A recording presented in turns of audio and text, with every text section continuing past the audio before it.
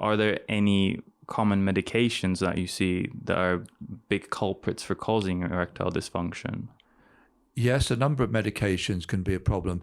Anything that affects the brain, such as antidepressants or tranquilizers, will affect the way messages are passed from the brain down to the penis. So anything affecting brain chemistry in any way can do that.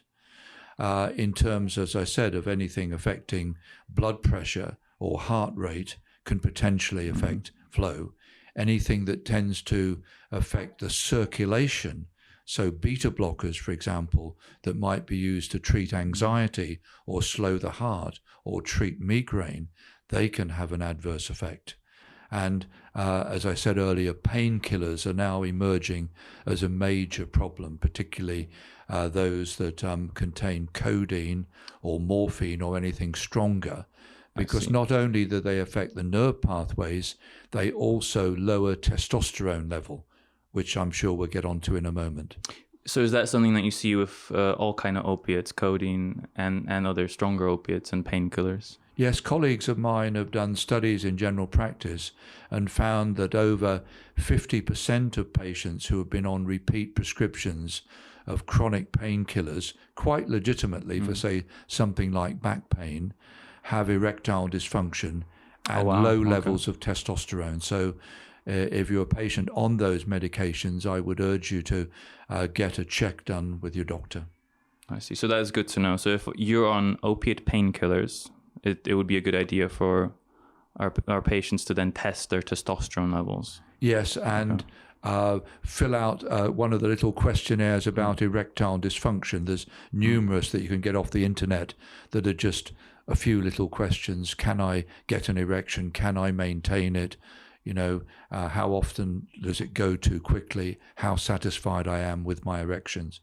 These are simple questions. Okay. And you've also mentioned antidepressants. So SSRIs have been prescribed in increasing numbers throughout the past few years. Is that something that is potentially contributing to higher instances of erectile dysfunction as well? Absolutely. And not only erectile dysfunction, they also delay ejaculation, which they are actually used to treat premature ejaculation. Duloxetine. Yeah. But if you're a patient who has normal ejaculation, then, in, say, 5 minutes, and you were delayed till 20 minutes, that might sound fantastic, but actually it can be terribly awkward and disturb relationships. And also they can actually prevent orgasm, which makes the sexual activity less enjoyable. So they've got a lot of adverse effect on sexual function. Okay. And any particular ones, or just SSRIs in general? You see this trend in? Yeah, I think the older ones, the tricyclics, were even worse. Things like amitriptyline and imipramine. So the SSRIs, drugs like fluoxetine and sertraline that are widely used, they came along as being better. But as they've been used more and more, we've realized that they still have considerable problems. So to our listeners that might be on an SSRI, clearly that might be something that's very important to them. What would you recommend if they are seeing these kind of sexual problems? Well, I of course wouldn't recommend them just to stop. Oh, of course not. No, because they've been prescribed by a doctor who knows whether they were appropriate for the medical condition.